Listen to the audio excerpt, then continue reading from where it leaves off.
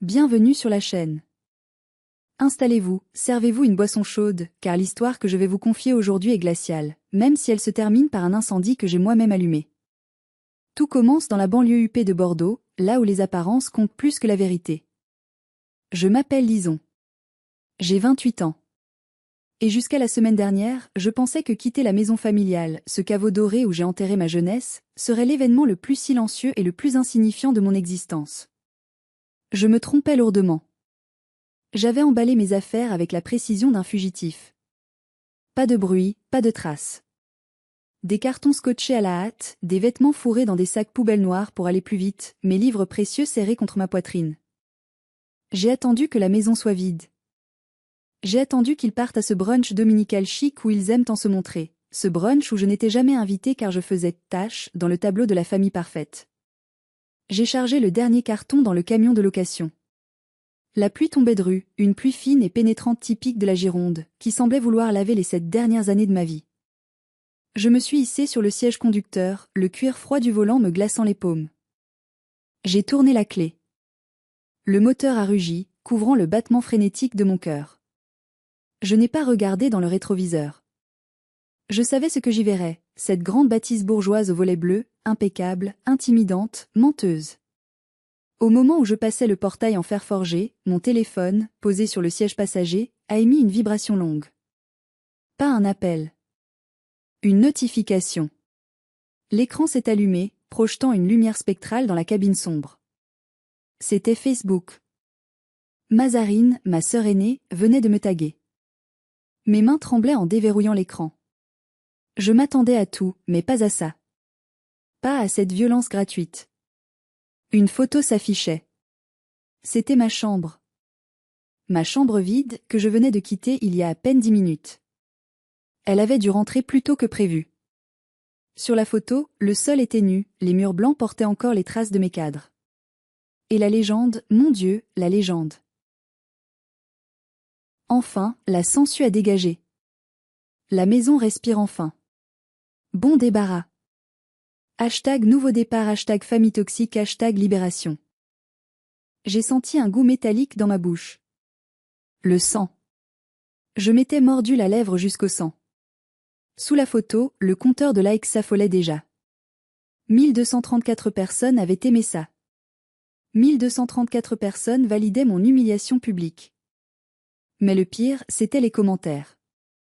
Ils s'empilaient comme des briques pour construire le mur de ma honte. J'ai vu le nom de ma mère, Odile. Ma propre mère.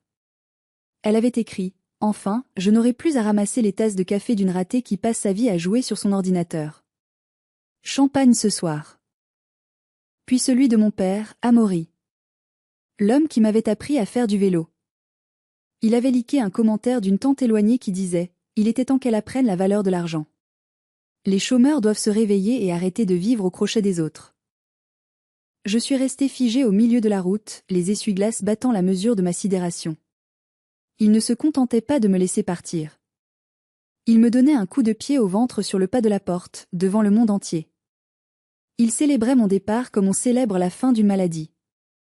Avant de vous raconter comment j'ai transformé cette insulte publique en la pire erreur financière de leur vie, j'aimerais savoir d'où vous écoutez cette histoire. Est-ce que vous êtes à Paris sous la pluie comme moi ce jour-là, au Québec sous la neige, ou peut-être au soleil à Dakar ou Casablanca? Et quelle heure est-il chez vous en ce moment? Dites-le moi en commentaire, ça me donne l'impression de ne pas être seule face à mes souvenirs. Je n'ai pas pleuré. C'est étrange, on pense toujours qu'on va pleurer dans ces moments-là. Mais les larmes ne venaient pas. À la place, une froideur clinique a envahi mes veines. J'ai regardé l'écran, fasciné par leur audace. Ils pensaient que j'étais partie la queue entre les jambes. Ils pensaient que j'étais cette petite chose fragile, sans emploi, sans avenir, qu'ils avaient gentiment hébergée par charité chrétienne.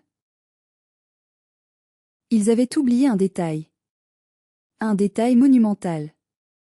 Un détail de 180 mètres carrés. Cette maison, dont Mazarine revendiquait la libération, cette maison n'était pas à eux. Elle n'était pas à mes parents. Elle n'était certainement pas à Mazarine. Elle était à moi. J'ai pris une capture d'écran. Clic, j'ai capturé les commentaires de ma mère. Clic, j'ai capturé le like de mon père. Clic, j'ai posé le téléphone. J'ai enclenché la première. Et pour la première fois depuis 7 ans, j'ai souri. Ce n'était pas un sourire de joie. C'était le sourire du bourreau qui vient déguiser sa hache. Il voulait jouer au tribunal public? Très bien. Mais ils avaient oublié que c'était moi qui tenais le marteau du juge. Pour que vous compreniez l'ampleur de la trahison, et pourquoi ma vengeance a été si méticuleuse, il faut remonter le temps. Il faut revenir 7 ans en arrière, au jour précis où les fondations de ce drame ont été coulées dans le béton du mensonge. J'avais 21 ans. Je venais de valider ma licence de lettres modernes, une rêveuse avec des livres plein les bras et une naïveté touchante. Dans ce monde de requins qu'était ma famille, j'étais le petit poisson rouge. Ma seule protection, mon seul rempart contre la superficialité de mes parents et la méchanceté de ma sœur, c'était ma grand-mère maternelle, Mamie Zélie. Mamie Zélie n'était pas une grand-mère comme les autres. C'était une femme de caractère, une ancienne résistante au sens propre comme au figuré. Elle avait les yeux vifs, les mains noueuses, et une détestation profonde pour l'hypocrisie. Elle voyait clair dans le jeu de sa propre fille, ma mère Odile. Elle voyait comment Odile dépensait l'argent qu'elle n'avait pas pour des sacs à main de marque, comment elle méprisait les gens inférieurs, comment elle avait élevé Mazarine, ma sœur aînée, pour devenir son clone narcissique parfait. Quand mamie est morte d'une crise cardiaque foudroyante, j'ai cru que le ciel me tombait sur la tête. Lors de l'enterrement, au cimetière de la Chartreuse, sous un ciel de plomb, je me tenais à l'écart, écrasée par le chagrin. Ma mère, elle, offrait une performance digne d'un César.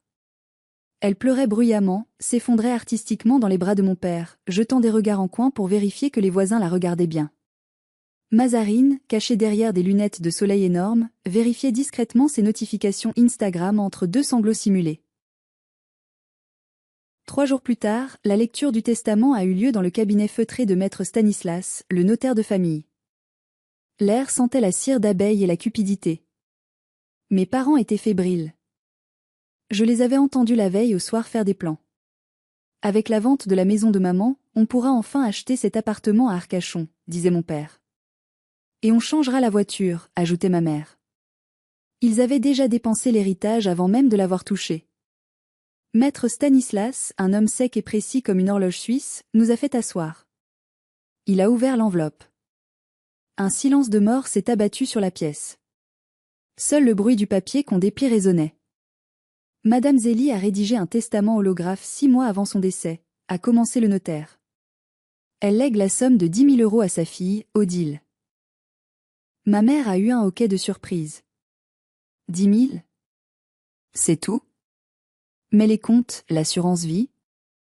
Tout a été utilisé pour des donations antérieures ou des frais médicaux, madame, a coupé le notaire sans lever les yeux. Quant au bien immobilier principal, la villa de Mérignac. Mes parents se sont penchés en avant, les yeux brillants. C'était le gros lot. La maison valait une fortune. Madame Zélie lègue la villa de Mérignac en pleine propriété à sa petite-fille, Lison. Le temps s'est arrêté. J'ai senti le sang quitter mon visage.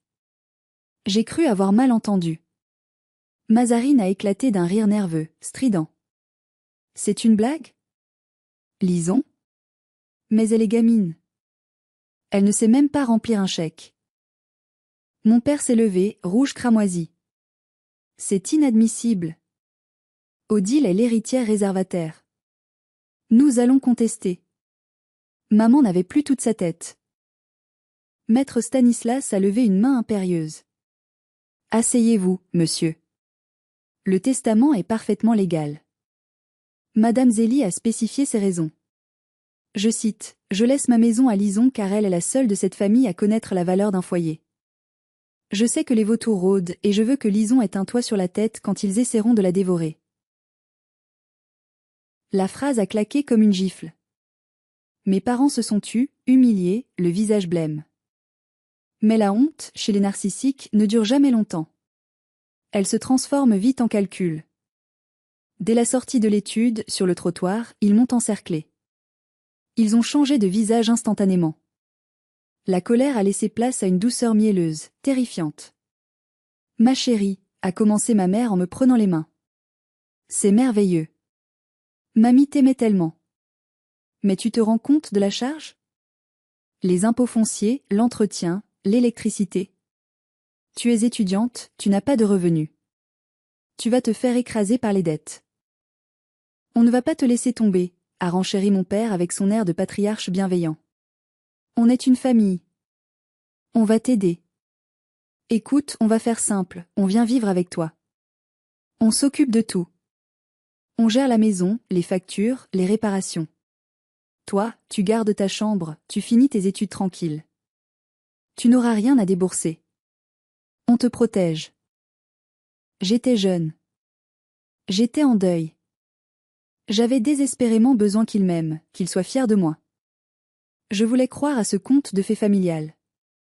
J'ai pensé que c'était un compromis équitable. J'ai pensé qu'en leur offrant un toit, ils me donneraient enfin un peu de respect. J'ai accepté. J'ai dit oui. Ce fut la plus grande erreur de ma vie. En disant oui, je venais de signer mon propre arrêt de liberté pour 7 ans. Je venais d'inviter les loups dans la bergerie, et je leur avais tendu les clés. Les premiers mois, ils ont joué le jeu. Puis, insidieusement, la dynamique a changé. Ils ont pris possession des lieux comme une armée d'occupation. Mes parents se sont installés dans la chambre principale, celle de mamie, qu'ils ont relookée avec un goût douteux, jetant les vieux meubles en merisier pour du mobilier moderne et froid. Mazarine a exigé la deuxième plus grande chambre, celle avec le balcon, pour ses créations de contenu. Moi, j'ai été reléguée dans l'ancienne chambre d'amis, la plus petite, au rez-de-chaussée, celle qui donnait sur la rue et qui était mal isolée. C'est mieux pour toi, tu seras plus tranquille pour tes livres, avait dit ma mère. Très vite, le narratif familial s'est mis en place. Pour le monde extérieur, mes parents étaient les propriétaires généreux qui hébergeaient leur fille cadette un peu paumée. Mon père, qui avait pris une retraite anticipée, un euphémisme pour dire qu'il avait été licencié pour incompétence, racontait à qui voulait l'entendre qu'il gérait son patrimoine. Ma mère passait ses journées à commander des vêtements sur Internet et à organiser des apéritifs dînatoires où je n'étais tolérée que pour servir les petits fours. Et moi, je suis devenue le fantôme. Ce qu'ils ignoraient, c'est que je ne passais pas mes journées à jouer sur mon ordinateur. J'avais trouvé ma voie. Je suis devenue ghostwriter, une plume de l'ombre. J'écrivais des romans policiers pour des auteurs célèbres qui n'avaient plus d'inspiration. Je rédigeais des discours de crise pour des PDG en difficulté. Je gérais des stratégies de communication numérique complexes. C'était un travail solitaire, intense, qui demandait une concentration extrême. Mais pour ma famille, voir quelqu'un assis devant un écran sans uniforme ni horaire de bureau ne signifiait qu'une chose, chômage. Fainéantise. Échec. Encore en pyjama à 14 heures, lançait ma mère en passant la tête par la porte de mon bureau improvisé, alors que je venais de terminer une conférence téléphonique avec un éditeur parisien et que je portais un jogging hors champ. Si seulement tu avais le 10e de l'ambition de ta sœur. L'ambition de ma sœur. Parlons-en. Mazarine se levait à 11 heures, le visage bouffi de sommeil, et monopolisait la salle de bain pendant 1 heure. Ensuite, elle envahissait le salon MON Salon pour tourner ses vidéos TikTok. Coucou mes chéris. Aujourd'hui on parle de mindset et d'abondance. Comment attirer la richesse dans votre vie, hurlait-elle devant son anneau lumineux. Je devais marcher sur la pointe des pieds dans ma propre cuisine pour ne pas faire de bruit. Si je faisais couler un café trop fort, elle levait les yeux au ciel, exaspérée. Lisons, franchement. Un peu de respect pour ceux qui travaillent. On essaie de construire un empire ici. L'ironie était si épaisse qu'elle m'étouffait. Car voici la réalité financière de notre foyer. Officiellement, mes parents devaient payer les charges en échange du loyer gratuit. En réalité, ils oubliaient, toujours. Oh Lison, tu peux avancer la facture d'électricité ce mois-ci? J'ai un souci de plafond bancaire, je te rembourse la semaine prochaine, disait mon père avec un sourire gêné.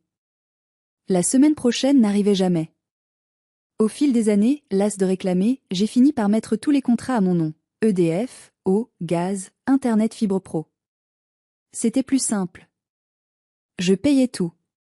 Environ 500 € de charges fixes par mois.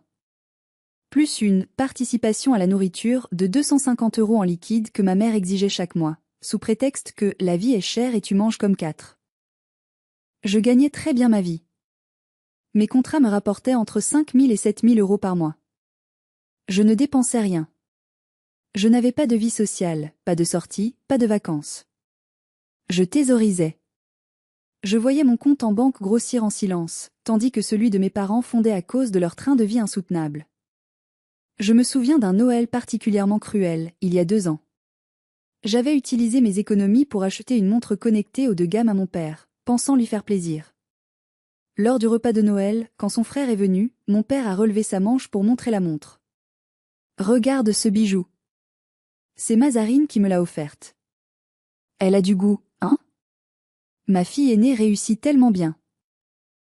Mazarine, qui lui avait offert une paire de chaussettes, a souri, complice. Elle a hoché la tête, acceptant le compliment sans ciller. J'étais assise juste en face.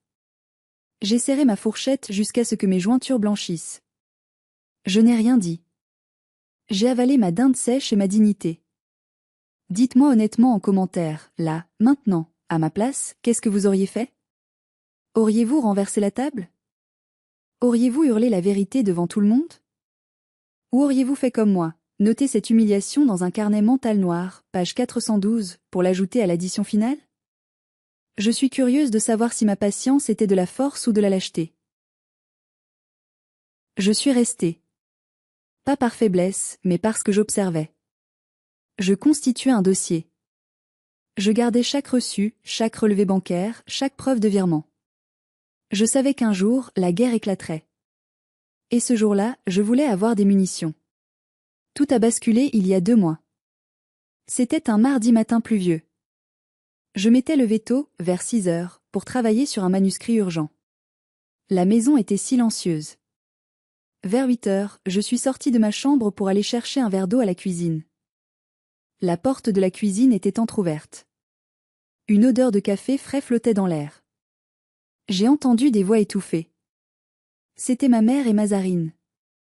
Je me suis arrêtée dans le couloir, pieds nus sur le carrelage froid. Quelque chose dans le ton de leur voix m'a alertée. Ce n'était pas une conversation normale. C'était une conspiration. J'en ai marre de voir ces cartons de livres dans le couloir, disait Mazarine d'une voix traînante. J'ai besoin de plus d'espace, maman. Mon audience grandit, je dois passer au niveau supérieur. J'ai besoin d'un vrai studio pro, avec un fond vert, des lumières. La chambre de Lison est parfaite pour ça. Elle est au rez-de-chaussée, je pourrais recevoir mes clients sans qu'ils traversent toute la maison. Mon cœur s'est mis à cogner contre mes côtes. Elle parlait de ma chambre. De mon seul refuge. De mon bureau. Je sais, ma chérie, je sais, a répondu ma mère d'un ton apaisant, presque complice. Ton père et moi, on y a pensé aussi. Cette situation ne peut plus durer. Lison prend trop de place. Elle nous étouffe avec sa présence morose. Alors qu'est-ce qu'on fait, a insisté Mazarine. Elle ne partira jamais d'elle-même. Elle est trop lâche. Elle est trop bien ici, nourrie, logée, blanchie à nos frais. Ma mère a ri. Un petit rire sec, méchant, que je ne lui connaissais pas, ne t'inquiète pas. On a un plan. On va lui dire que la santé de papa se dégrade. Qu'il a besoin de calme absolu, que ses horaires décalés de travail sur ordinateur le perturbent. On va lui mettre la pression psychologique pour qu'elle prenne un studio en ville. On lui dira que c'est pour son bien, pour son indépendance. Et si elle veut revenir le week-end, à Jean-Mazarine. On changera les serrures du portail, a répondu ma mère avec une froideur glaciale. On lui dira qu'on a perdu les clés, ou que le mécanisme est coincé. Elle finira par comprendre qu'elle n'est plus la bienvenue. Cette maison est trop bien pour elle. Elle ne mérite pas tout ça. Regarde-la, elle ressemble à rien, elle n'a pas d'amis, pas de vie. C'est une sangsue. Autant qu'elle aille sucer le sang de quelqu'un d'autre. Sangsue. Le mot a résonné dans ma tête comme un coup de gong. Moi, la sangsue? Moi qui payais leur électricité pour qu'ils puissent s'éclairer? Moi qui payais leur internet au débit pour que Mazarine puisse insulter l'intelligence du monde avec ses vidéos? Moi qui possédais les murs qui les abritaient? À cet instant précis, quelque chose s'est brisé en moi. Ou peut-être que quelque chose s'est enfin réparé.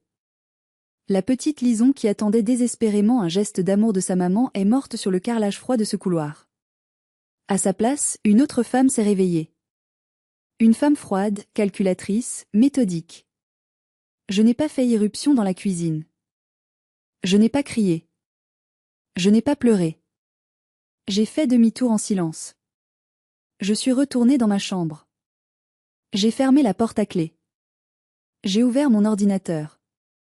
J'ai tapé « Agence immobilière Bordeaux Centre, achat immédiat ». J'avais l'argent. J'avais les moyens.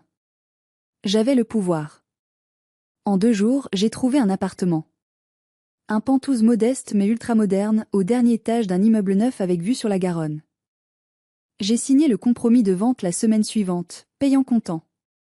Pendant 2 mois, j'ai joué la comédie parfaite. J'ai joué la fille docile. J'ai commencé à faire des cartons, prétextant que je faisais du tri. « Oh, tu ranges enfin ta porcherie ?» a demandé mon père en passant devant ma chambre. « Oui, papa. »« Je fais de la place », ai-je répondu avec un sourire innocent. Je faisais de la place, oui. De la place dans ma vie, en les éjectant. J'ai photographié chaque recoin de la maison. Chaque fissure. Chaque tache. J'ai constitué un dossier d'état des lieux béton. Le jour de mon départ, je leur ai dit que j'avais trouvé une colocation avec une amie. Ils étaient ravis. Ils m'ont presque poussé dehors. Ils pensaient avoir gagné. Ils pensaient avoir récupéré leur maison. Et puis, Mazarine a posté cette photo. Ce « enfin » l'a sensu à dégager. C'était l'erreur fatale. C'était l'allumette jetée sur le baril de poudre. Retour au présent. Je suis assise dans mon nouveau salon. Tout est blanc, épuré, silencieux. C'est le silence du luxe. Pas de voix criarde de Mazarine. Pas de reproches maternels. Juste le calme. Sur la table en verre, mon ordinateur est ouvert. Je suis en train de rédiger non pas une lettre de famille, mais une mise en demeure juridique. J'utilise les mots froids et tranchants que j'ai appris à manier dans mes polars. Chaque phrase est pesée, chaque terme est une lame de rasoir. Objet, mise en demeure, occupation sans droit ni titre, proposition de bail locatif. Mes doigts volent sur le clavier. Cher Odile, Amaury et Mazarine, suite au départ définitif de Mademoiselle Lison, nom de famille, propriétaire légal et unique du bien immobilier situé au E-adresse, et en réponse directe aux déclarations publiques diffamatoires proférées par Mazarine sur le réseau social Facebook, le date qualifiant la propriétaire de sensu et des indésirables, je vous informe que les conditions d'occupation tacite et gracieuse de la propriété sont officiellement et immédiatement révoquées. En tant que propriétaire, voire copie du titre de propriété notarié ci-joint, je ne saurais tolérer d'héberger à titre gratuit des personnes portant atteinte à ma dignité et à ma réputation publique. Par la présente, je vous offre 2 options, et 2 options seulement. Option A. Vous souhaitez vous maintenir dans les lieux. Un bail de location solidaire conforme à la loi Allure sera établi à compter du 1er du mois prochain. Le loyer mensuel, basé sur l'estimation locative actuelle du marché pour une villa de 180 mètres carrés avec jardin à Mérignac, est fixé à 2 800 €, 2 800 €, hors charge. Un dépôt de garantie équivalent à 2 mois de loyer sera exigé à la signature. Option B, vous refusez le bail. Vous disposez dès lors du délai légal pour libérer les lieux de tous vos effets personnels et restituer les clés. Tout maintien dans les lieux au-delà de ce délai sera considéré comme une occupation illégale et entraînera des procédures d'expulsion ainsi que des indemnités d'occupation journalière. Par ailleurs, et ceci est un point crucial, je vous informe que les contrats de fourniture d'électricité, EDF, d'eau, Suez et d'Internet, Orange, étant tous souscrits à mon nom personnel, voire facture jointe payée intégralement par mes soins depuis 2017, seront résiliés pour cause de déménagement à la date du date plus 7 jours. Il vous appartient impérativement de souscrire à vos propres contrats avant cette date butoir. Dans l'attente de votre réponse écrite sous 48 heures. Cordialement, Lison, votre propriétaire. J'ai relu la lettre. Elle était parfaite. Chirurgicale. J'ai imprimé le document. J'ai aussi imprimé la capture d'écran du post Facebook de Mazarine. J'ai pris un surligneur jaune fluo et j'ai tracé un trait épais sur le mot « sensu ». J'ai agrafé cette image à la lettre, comme une pièce à conviction. Je suis allé à la poste centrale. J'ai envoyé le courrier en LRAR, lettre recommandée avec accusé de réception. En France, c'est l'arme absolue. Une fois l'accusé signé, personne ne peut dire « je ne savais pas ». J'ai aussi envoyé une copie numérique par email pour être sûr que l'impact soit immédiat. Je suis rentré chez moi. Je me suis versé un verre de vin blanc, un chablis bien frais. Je me suis assise sur mon canapé face à la baie vitrée. Et j'ai attendu. Il a fallu exactement 14 minutes. Mon téléphone, posé sur la table basse, s'est mis à vibrer. L'écran affichait « Mazarine ». Je n'ai pas répondu. 1 minute plus tard, « Maman ». Je n'ai pas répondu. Puis papa. Puis le téléphone fixe de la maison. En 1 heure, j'avais 24 appels manqués et 33 messages. J'ai écouté le premier message vocal de Mazarine. Sa voix ne tremblait pas de peur, elle tremblait de rage pure.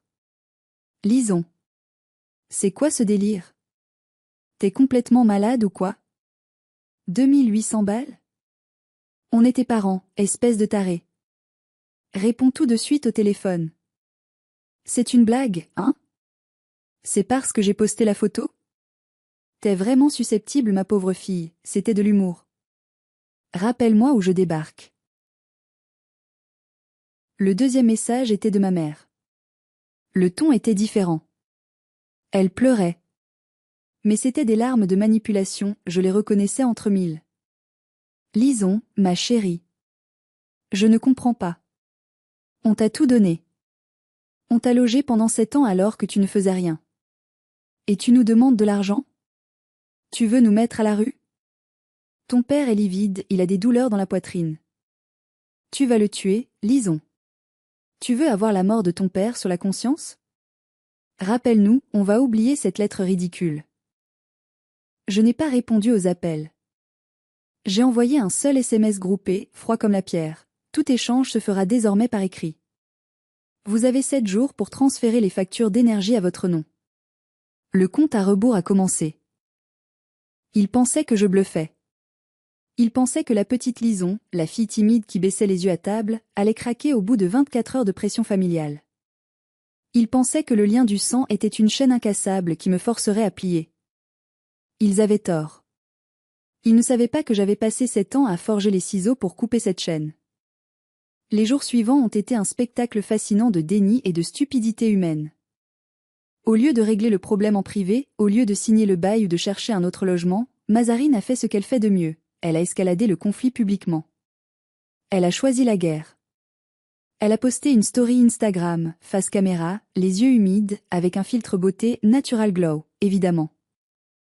Elle avait mis en scène sa détresse, assise sur le canapé du salon, mon canapé, avec une tasse de thé fumante. Les amis, disait-elle d'une voix tremblante, je traverse une épreuve terrible. Je n'ai pas l'habitude de parler de ma vie privée, mais là, c'est trop grave. Ma propre sœur, que nous avons soutenue pendant des années alors qu'elle était en dépression et sans emploi, essaie de nous escroquer. Elle a profité de la sénilité de ma grand-mère avant sa mort pour lui voler des papiers, et maintenant elle menace de mettre nos parents âgés à la rue si on ne lui donne pas 3 000 € par mois.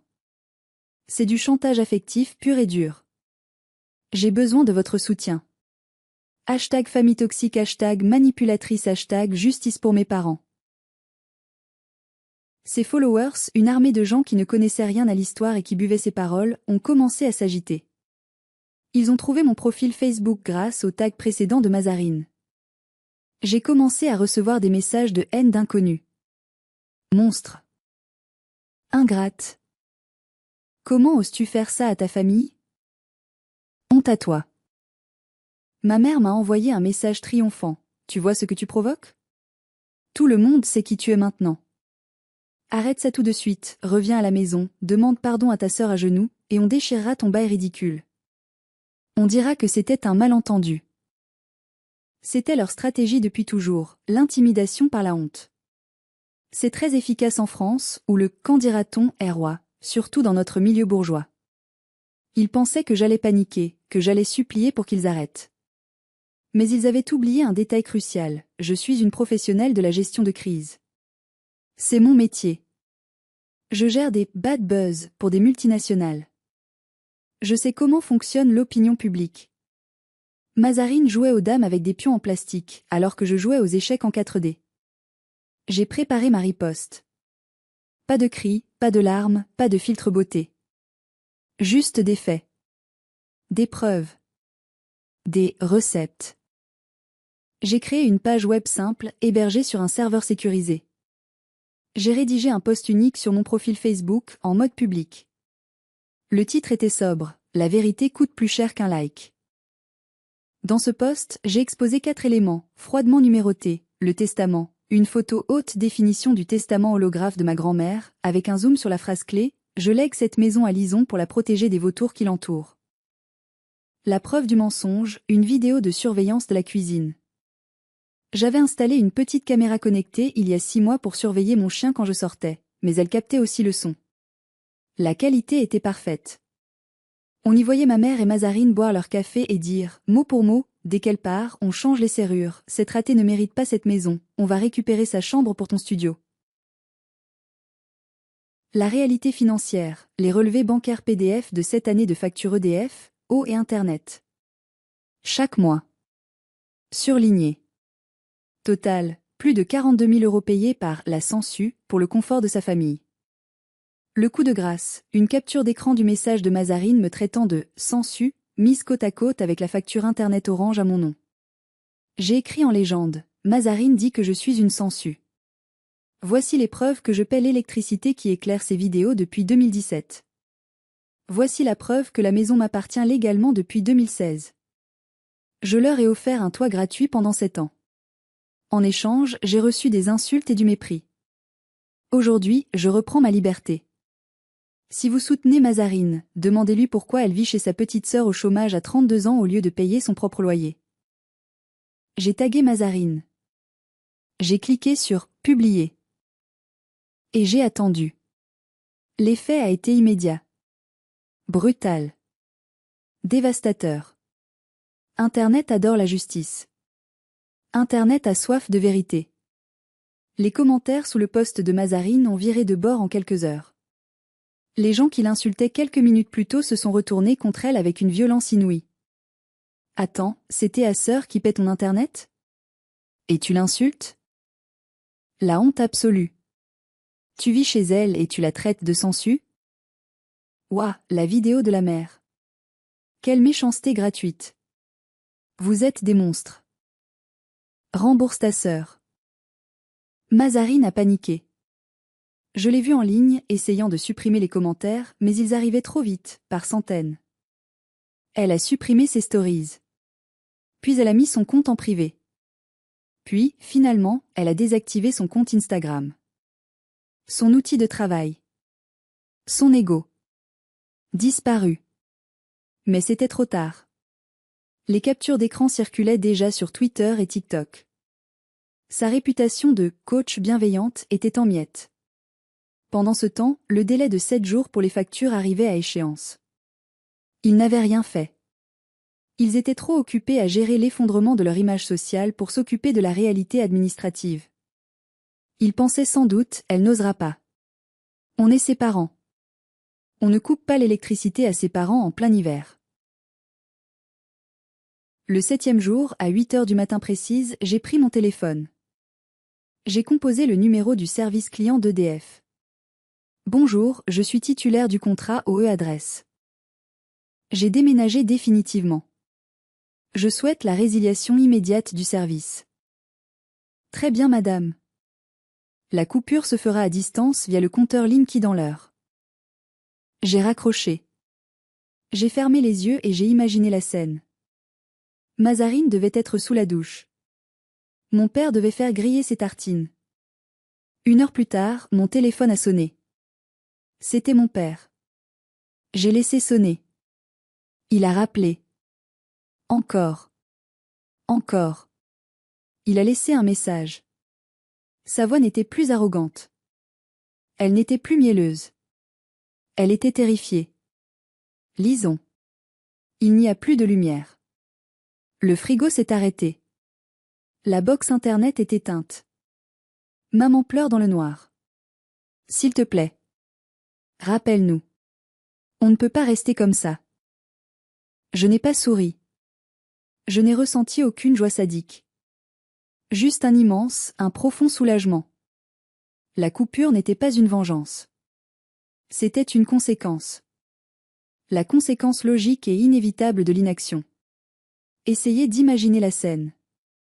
Une grande villa bourgeoise, volet électrique fermé, et bloquée en position fermée car il n'y a plus de courant, plongée dans le silence absolu et l'obscurité. Plus de ronronnements rassurants du réfrigérateur américain rempli de nourriture qu'il ne pouvait plus payer. Plus de bip du micro-ondes. Plus de lumière bleue des écrans de télévision géants. Et surtout, plus de Wi-Fi. Pour Mazarine, c'était comme si on lui avait coupé l'oxygène. Elle était coupée du monde, coupée de son audience, seule face à elle-même dans le noir. Ils ont essayé de remettre le courant. Bien sûr qu'ils ont essayé. Mon père, pris de panique, a appelé EDF en hurlant sur le pauvre conseiller au bout du fil. J'imagine la conversation, car je connais par cœur les procédures. Mais remettez le courant. C'est ma maison. Monsieur, quel est votre numéro de contrat? Je n'en ai pas, c'est au nom de ma fille. Êtes-vous le propriétaire ou le locataire en titre? Non, enfin, c'est compliqué. Désolé monsieur, pour ouvrir un nouveau compteur à cette adresse, il nous faut un bail valide ou un titre de propriété à votre nom. Ils n'avaient ni l'un ni l'autre. Lison, moi, avait le titre de propriété. Et ils avaient refusé avec arrogance de signer le bail. Ils étaient coincés dans une boucle administrative infernale qu'ils avaient eux-mêmes créée par leur orgueil. Ils étaient des squatteurs dans le noir. Le soir même, ils sont venus à mon nouvel appartement. Je ne leur avais jamais donné l'adresse, mais ma mère avait dû fouiller dans mes vieux papiers laissés sur place ou appeler une de mes anciennes amies d'école en pleurant pour obtenir l'info. L'interphone a sonné à 21h30. J'ai regardé la caméra de sécurité de l'immeuble sur mon iPad. Ils étaient là, tous les trois, plantés dans le hall en marbre de mon immeuble de standing. Ils avaient l'air petits, gris, vaincus. Mazarine portait un jogging informe et, pour la première fois de sa vie d'adulte, ne portait pas une once de maquillage. Elle avait l'air d'une enfant perdue. Mon père tenait un sac en plastique à la main. J'ai décroché l'interphone, mais je n'ai pas déverrouillé la porte. Oui. Ma mère s'est précipitée vers le micro. Lison. C'est maman. Ouvre-nous, je t'en supplie. On doit parler. On a apporté un gâteau, ton préféré, au chocolat. Un gâteau. Après 7 ans d'humiliation quotidienne, après m'avoir traité de sangsue devant la France entière, après m'avoir menacée, elle pensait qu'un gâteau au chocolat allait régler le problème. C'était pathétique. Je ne vous ouvrirai pas, ai-je dit d'une voix calme qui ne tremblait pas, avez-vous signé le bail que je vous ai envoyé? Mon père s'est approché, bousculant presque ma mère. Lison, arrête tes conneries maintenant. On est dans le noir. Toute la bouffe du congélateur est en train de pourrir, il y a pour 300 € de viande. Tu ne peux pas nous laisser comme ça. Ouvre cette putain de porte. Sa voix a résonné dans le hall vide. J'ai vu mes voisins, un couple élégant qui rentrait du théâtre, passer derrière eux en les regardant avec un mélange de peur et de dégoût. Mes parents, si soucieux de leur image, étaient en train de se donner en spectacle. Papa, ai-je répondu, tu as 2 options. Signer le bail et payer 2800 € plus 2 mois de caution ce soir via virement instantané. Ou partir. Je ne négocie pas avec des terroristes émotionnels. On n'a pas cet argent, a crié Mazarine, la voix brisée par les sanglots. Tu sais très bien qu'on n'a pas cet argent. On est à découvert. Alors vous vivez au-dessus de vos moyens, ai-je tranché. C'est exactement ce que tu as écrit sur Facebook à propos des chômeurs, non? Qu'ils doivent apprendre à gérer leur vie? Applique tes propres conseils, Mazarine. Bienvenue dans la réalité. J'ai raccroché. J'ai désactivé la sonnerie de l'interphone. Je les ai regardés sur l'écran. Ils sont restés là pendant 10 longues minutes. Ils gesticulaient, ils s'engueulaient entre eux. Maman pleurait et tapait sur l'épaule de papa. Mazarine fixait son téléphone inutile car il n'y a pas de réseau dans le hall blindé. Finalement, ils sont partis, traînant leurs pieds, disparaissant dans la nuit pluvieuse. Le lendemain matin, j'ai reçu un appel d'un numéro inconnu. C'était un avocat. Maître Vianney. Ils avaient dû casser leur tirelire ou emprunter de l'argent à un oncle pour se payer ses services. Ils essayaient la voie légale. Madame, a commencé l'avocat d'un ton professionnel mais ferme, je représente vos parents, monsieur et madame non. Ils sont dans une situation de détresse. Il invoque la trêve hivernale. Vous ne pouvez pas les expulser de leur domicile, c'est illégal. J'avais anticipé ce coup. J'avais passé mes nuits à lire le Code civil. Maître, ai-je répondu avec assurance, je ne les expulse pas. Je n'ai entamé aucune procédure d'expulsion au tribunal. Ils sont libres de rester dans les lieux aussi longtemps qu'ils le souhaitent, dans le noir. Il y a eu un silence au bout du fil. J'ai continué, je ne suis pas tenu par la loi de payer leurs factures de consommation courante à mon nom personnel. J'ai résilié mes contrats car je n'habite plus là. S'ils veulent de l'électricité, ils doivent ouvrir un compteur. Pour ouvrir un compteur, ils doivent justifier de leur droit d'occupation. Pour cela, ils doivent signer un bail. Je leur ai offert un bail. Ils refusent de le signer. Je suis dans une impasse, maître. Aidez-moi. Que dois-je faire? Dois-je payer pour des gens qui refusent de reconnaître qu'ils vivent chez moi? L'avocat a marqué un long silence. Il a compris. J'étais blindé juridiquement. Ils n'étaient pas des locataires protégés, ils étaient des occupants sans titre ni droit qui refusaient de régulariser leur situation. Et la coupure d'énergie n'était pas de mon fait direct contre eux, c'était une conséquence administrative de mon départ. Je vais voir avec mes clients, a-t-il bafouillé, moins sûr de lui. Il n'a jamais rappelé. Il a dû leur expliquer la réalité crue, ils n'avaient aucune chance. S'ils allaient au tribunal, non seulement ils perdraient, mais je pourrais réclamer des indemnités d'occupation rétroactives pour les 7 dernières années. Ils risquaient la ruine totale. La fin n'a pas été un grand feu d'artifice hollywoodien. Ce fut une implosion lente, misérable et odorante. Au bout de 5 jours sans électricité, sans eau chaude, sans chauffage, l'odeur dans la maison de Mérignac est devenue insupportable. L'odeur de la nourriture avariée dans le congélateur décongelé, l'odeur de l'humidité qui s'installait, et surtout l'odeur de la défaite. Ils ont capitulé. Mazarine m'a envoyé un email, le premier message poli et sans faute d'orthographe en 20 ans. On part. Dis-nous juste quand on doit rendre les clés. On ne veut plus jamais te voir. Je n'ai pas répondu « Je vous aime ». J'ai répondu « État des lieux de sortie vendredi à 14 h avec huissier de justice. Soyez prêts. » Je n'y suis pas allé seul. J'ai engagé un huissier de justice, maître Dupin, un homme imposant et impassible, pour faire l'état des lieux. Je ne voulais pas être seul dans une pièce avec eux. Je voulais un témoin officiel, un tampon entre leur haine et ma sérénité. Le vendredi, je suis arrivé dans ma voiture neuve, une petite Audi que je m'étais offerte avec ma dernière prime. Je me suis garé devant le portail. Ils étaient là. Le contraste était saisissant. La maison, jadis si fière, semblait déjà abandonnée. Le jardin était jonché de détritus. Des cartons mal faits s'empilaient dans le salon, scotchés de travers. Mon père ne m'a pas regardé. Il fixait ses chaussures, le dos voûté. C'était un homme brisé par sa propre fierté. Il avait vieilli de 10 ans en une semaine. Ma mère avait le visage bouffi, les yeux rouges. Quand elle m'a vu, elle a eu un sursaut. Elle a essayé de s'approcher de moi, peut-être pour me gifler, peut-être pour m'embrasser, je ne le saurai jamais car l'huissier s'est interposé discrètement. Lison, a-t-elle craché, tu es contente? Tu as détruit ta propre famille. J'espère que ton argent te tiendra chaud la nuit quand tu seras seule. J'ai regardé ma mère. J'ai regardé cette femme qui avait laissé sa fille payer ses dettes en secret tout en la traitant de ratée en public. J'ai cherché une émotion en moi. De la tristesse? De la colère? Il n'y avait rien. Juste du vide. L'argent ne tient pas chaud, maman, ai-je dit doucement. Mais le respect de soi, oui. Et pour la première fois de ma vie, je n'ai pas froid.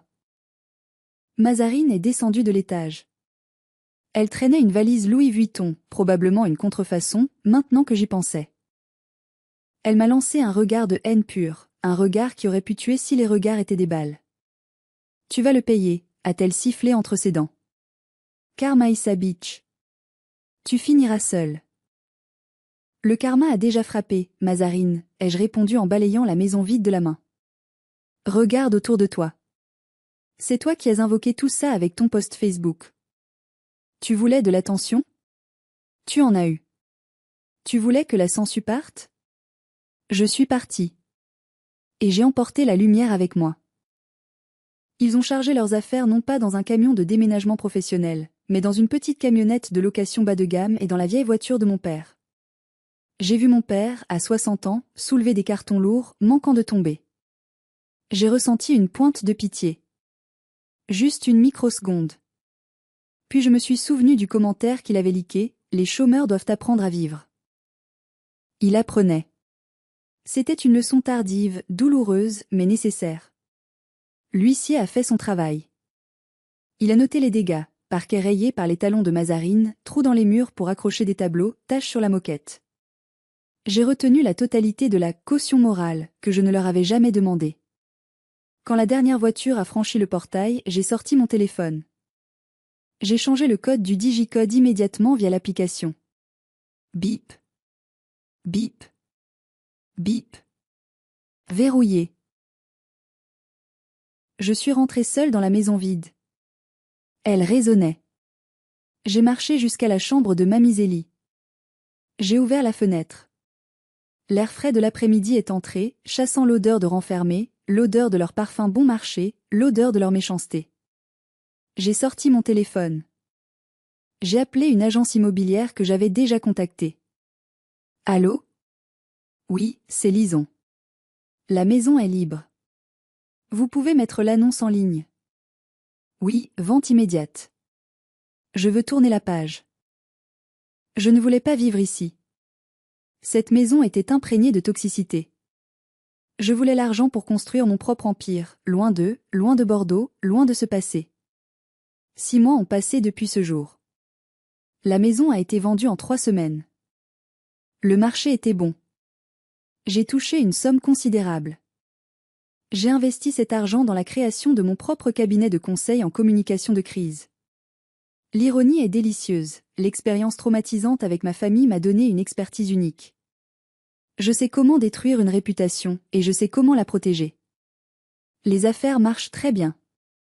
J'ai des bureaux à Paris, une équipe, et surtout, j'ai la paix. Je n'ai plus aucune nouvelle directe d'eux. Je les ai bloqués partout.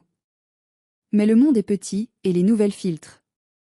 Je sais, par des cousins éloignés qui ont repris contact avec moi, étonnamment, maintenant que je suis une femme d'affaires à succès, la famille éloignée m'adore, que leur vie est dure. Ils ont dû emménager dans un petit appartement étroit en location, dans une zone HLM en périphérie de la ville, loin des quartiers chics qu'ils aimaient tant. L'ambiance dans leur petit appartement est infernale. Ils se blâment mutuellement pour leur chute. Mon père blâme ma mère de l'avoir poussé à dépenser sans compter pendant des années. Ma mère blâme Mazarine d'avoir posté cette maudite photo sur Facebook qui a tout déclenché. Mazarine me blâme moi, bien sûr. Elle est la victime éternelle. Mais la réalité les a rattrapés.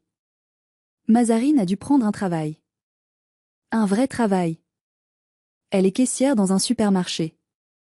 Je l'imagine, scannant des articles, bip, bip, bip, en pensant à sa vie d'avant, à ses rêves d'influenceuse brisés.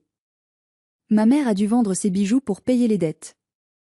Mon père fait quelques missions d'intérim pour compléter sa maigre retraite. Parfois, le soir, quand je suis assise sur ma terrasse à Paris, regardant les lumières de la ville, un doute m'assaille. Est-ce que j'ai été trop dure? Est-ce que j'aurais dû leur laisser plus de temps? Est-ce que j'aurais dû être la plus grande personne et continuer à subir en silence au nom de la famille? Puis je repense à ce mot. Un seul mot. Sansu. Et je réalise que j'ai fait la seule chose possible. On ne négocie pas avec un parasite. On ne nourrit pas un cancer. On le retire. Ça fait mal, l'opération est sanglante, la convalescence est longue, mais c'est la seule façon de survivre. J'ai gardé une seule chose de la maison de Mérignac, le vieux fauteuil en velours rouge de Mamie Zélie. Il trône dans mon bureau. Parfois, quand je dois prendre une décision difficile, je m'y assois. J'ai l'impression de sentir son parfum de lavande. J'ai l'impression qu'elle est là, me regardant avec son petit sourire malicieux et ses yeux pétillants. Je crois qu'elle serait fière. Elle m'avait légué une maison de briques et de ciment, mais en réalité, elle m'a légué bien plus que ça. Elle m'a légué l'opportunité de me faire pousser une colonne vertébrale. Elle m'a donné les moyens de dire non. Ma sœur voulait des likes? Elle a eu une leçon de vie qui est devenue virale, mais pas comme elle l'espérait. Mes parents voulaient une vie de luxe sans travailler? Ils ont découvert le vrai coût de la vie. Et moi? Je voulais juste être vue. Je voulais juste exister. Et maintenant, quand je me regarde dans le miroir le matin, je ne vois plus la sangsue. Je ne vois plus la ratée. Je vois une survivante. Je vois quelqu'un que je respecte. Voilà, c'est mon histoire. C'est l'histoire de la sangsue qui a fini par avaler le requin. Merci de m'avoir écouté jusqu'au bout. C'était difficile à revivre, les mots ont parfois du mal à sortir, mais ça fait un bien fou de le dire, de le crier au monde. Maintenant, j'ai besoin de vous. Si cette histoire vous a touché, si elle a résonné en vous, ou si vous avez vous-même vécu avec une famille toxique, mettez un j'aime à cette vidéo. Ça aide énormément la chaîne à faire connaître ces histoires. Et surtout, racontez-moi votre expérience dans les commentaires. Avez-vous déjà dû couper les ponts pour vous sauver? Avez-vous déjà été le vilain petit canard qui a fini par s'envoler? Je lirai tout le monde, je vous le promets. N'oubliez pas de vous abonner pour d'autres histoires de justice, de revanche et de vérité. Prenez soin de vous. Protégez votre lumière. Et ne laissez jamais, jamais personne vous traiter de sangsue quand c'est vous qui fournissez le sang. À bientôt.